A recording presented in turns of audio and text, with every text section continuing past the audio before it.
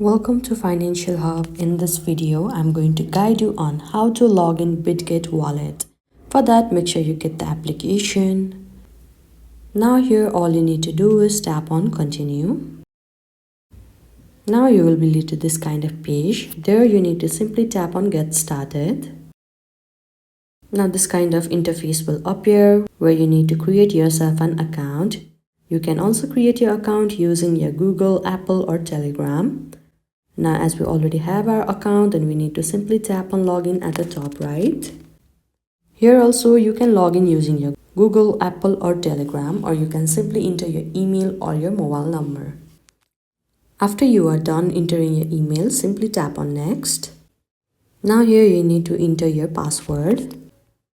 In case if you have forgotten your password, then you can tap on forgot your password option and they will be guiding you further to recover it.